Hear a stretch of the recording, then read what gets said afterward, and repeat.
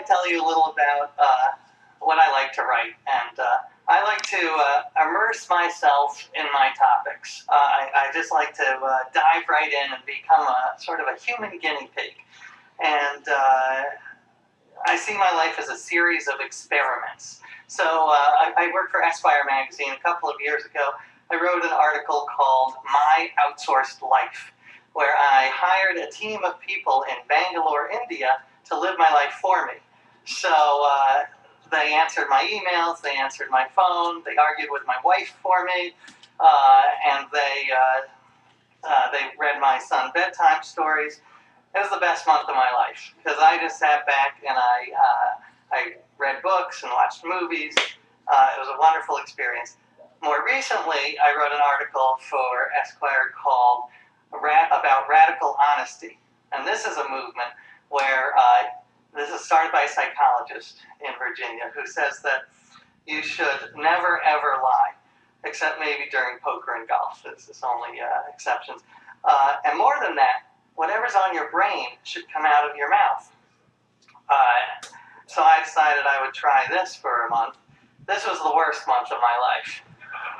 I do not recommend this at all. To give you a sense of the experience, the article was called I Think You're Fat. So that was hard.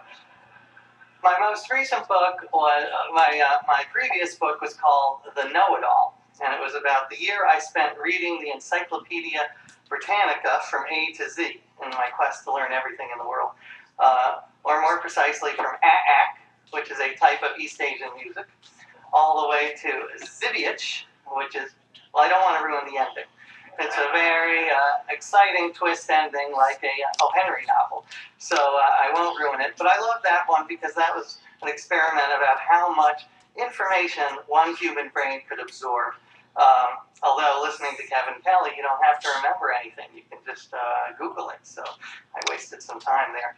But I love those experiments. But I think that the most profound and life-changing experiment that I've done is my most recent experiment, where I spent a year trying to follow all of the rules of the Bible, the year of living biblically. And I undertook this for two reasons. The first was that I grew up with no religion at all. As I say in my book, I'm Jewish in the same way the Olive Garden is Italian. So, not very.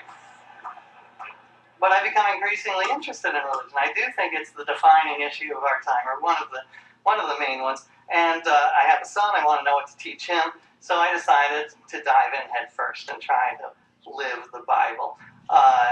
The second reason I undertook this is because I'm concerned about the rise of fundamentalism, religious fundamentalism, and people who say they take the Bible literally, which is, according to some polls, as high as 45 or 50% of America.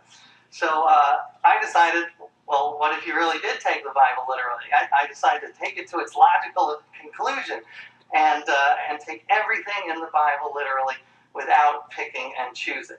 The first thing I did was I got a stack of Bibles. I had Christian Bibles, I had Jewish Bibles. A friend of mine sent me something called a hip-hop Bible, where the 23rd Psalm is rendered as, "The Lord is all that," as opposed to what I knew it as, "The Lord is my shepherd." Then I went down and I read several versions, and I wrote down every single law that I could find. And this was a very long list, over 700 rules. And they range from the famous ones that I'd heard of, the Ten Commandments, love your neighbor, be fruitful and multiply. So I wanted to follow those. And actually, I take my projects very seriously because I had twins during my year. So I definitely take my projects seriously. But I also wanted to follow the hundreds of arcane and obscure laws that are in the Bible. There's the law in Leviticus, you cannot shave the corners of your beard. I didn't know where my corners were, so I decided to let the whole thing grow, and this is what I looked like by the end. As you can imagine, I spent a lot of time at airport security. My wife wouldn't kiss me for the last 2 months, so certainly a challenge there. The Bible says you cannot wear clothes made of mixed fibers. So I thought, sounds strange, but I'll try it. You only know if you try it. So I got rid of all my poly cotton t-shirts. The Bible says that if two men are in a fight and the wife of one of those men grabs the testicles of the other man, then her hand shall be cut off. So I wanted to follow that rule. That one I followed by default, by not getting in a fight with a man whose wife was standing nearby, looking like she had a strong grip. So, there's another shot of my beard. I will say it was an amazing year because it really was life-changing and incredibly challenging. And there were two types of laws that were particularly challenging. The first was avoiding the little sins that we all commit every day. I could spend a year not killing, but spending a year not gossiping, not coveting, not lying. I live in New York and I work as a journalist. So this was 75, 80% of my day I had to do it. But it was really interesting because I was able to make some progress because I couldn't believe how much my behavior changed my thoughts. This is one of the huge lessons of the year, is that I almost pretended to be a better person, and I became a little bit of a better person. So it's that I had always thought, you change your mind and you change your behavior, but it's often the other way around. You change your behavior and you change your mind. So if you want to become more compassionate, you visit sick people in the hospital and you will become more compassionate. You donate money to a cause and you become emotionally involved in that cause. So it really was cognitive psychology, cognitive dissonance that I was experiencing. The Bible actually talks about cognitive psychology, very primitive cognitive psychology. In the Proverbs, it says that if you smile, you will become happier, which, as we know, is actually true. The second type of rule that was difficult to obey was the rules that will get you into little trouble in 21st century America. Perhaps the clearest example of this is stoning adulterers. But it's a big part of the Bible, so I figured I had to address it. So I was able to stone one adulterer. It happened, I was in the park, and I was dressed in my biblical clothing, so sandals and sort of a white robe. And, because again, the outer affects the inner. I wanted to see how dressing biblically affected my mind. And this man came up to me and he said, "Why are you dressed like that?" And I explained my project. And he said, "Well, I'm an adulterer. Are you going to stone me?" And I said, "Well, that would be great." And I actually, I took out a handful of stones from my pocket that I'd been carrying around for weeks, hoping for just this interaction. And, they were pebbles. But he grabbed them out of my hand. He was actually an elderly man, mid-70s, just so you know, but he's still an adulterer and still quite angry. He grabbed them out of my hand and threw them at my face. And I felt that I could, eye for an eye, I could retaliate and throw one back at him. So that was my experience stoning. And it did allow me to talk about, in a more serious way, these big issues like how can the Bible be so barbaric in some places and yet so incredibly wise in others? How should we view the Bible? Should we view it, as original intent, like a sort of a Scalia version of the Bible? How is the Bible written? And actually, since this is a tech crowd, I talk in the book about how the Bible actually reminds me of the Wikipedia, because it has all of these authors and editors over hundreds of years, and it's sort of evolved. It's not a book that was written and came down from on high.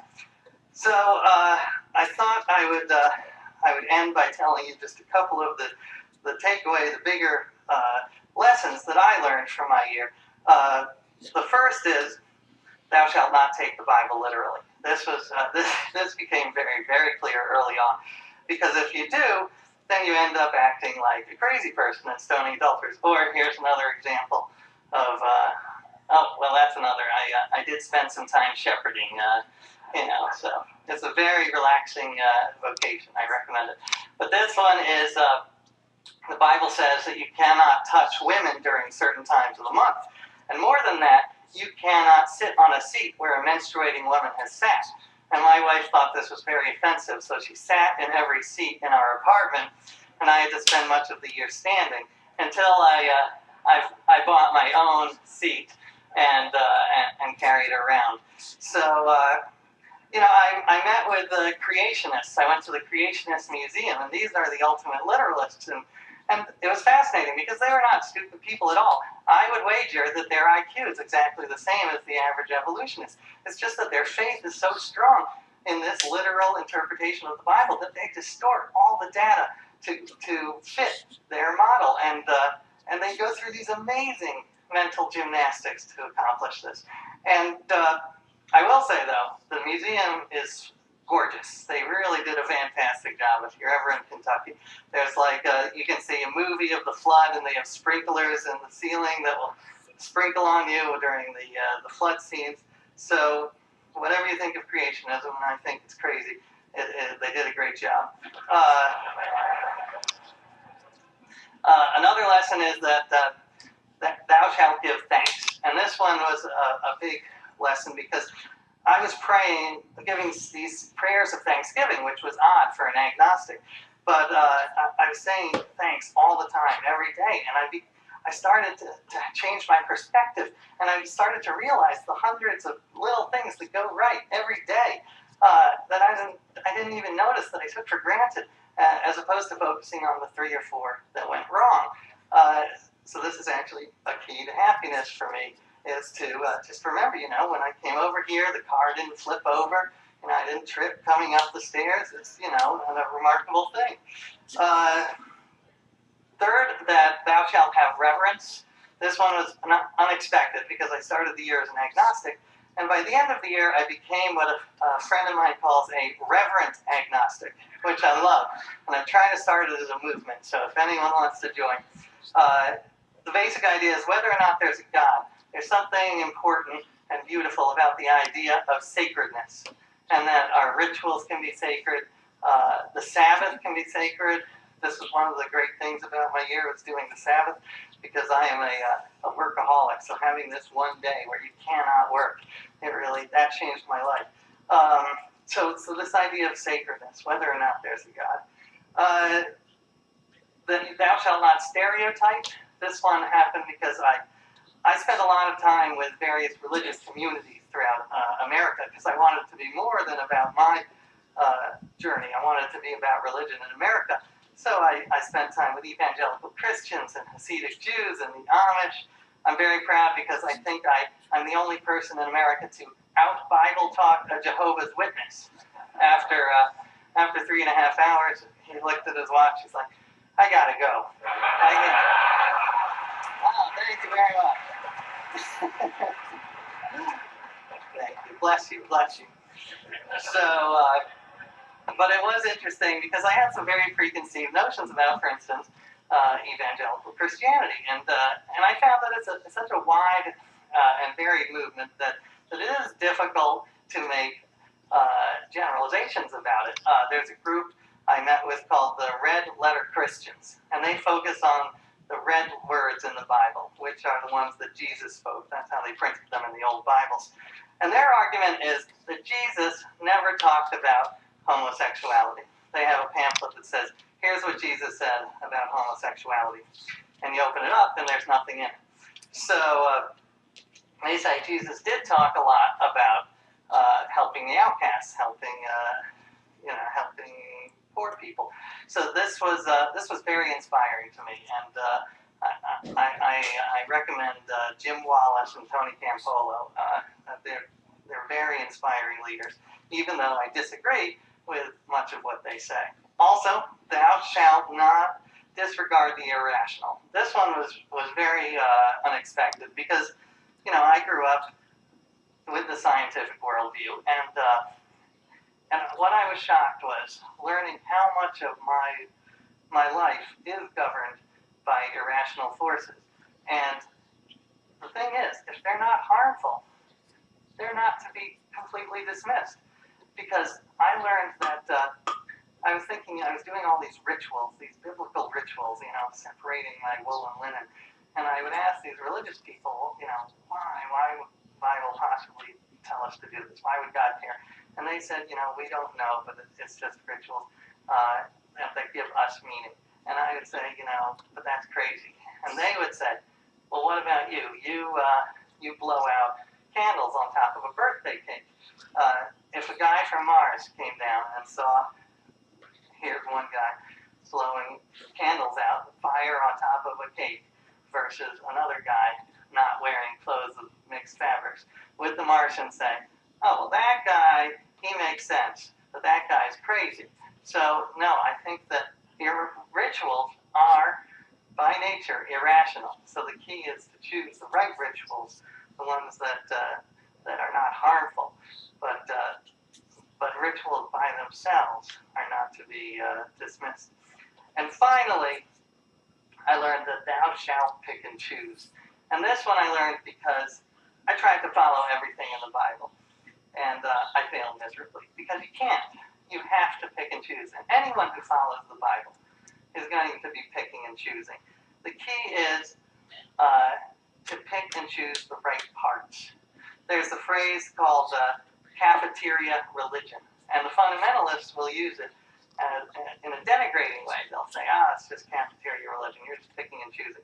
But my argument is, what's wrong with cafeterias? I've had some great meals at cafeterias. I've also had some meals that make me want to dry heave.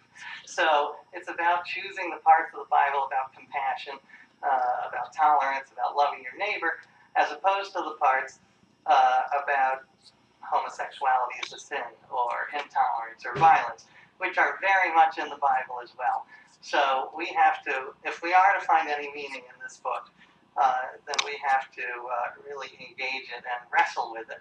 And I thought I'd end just a couple more. There's me reading the Bible.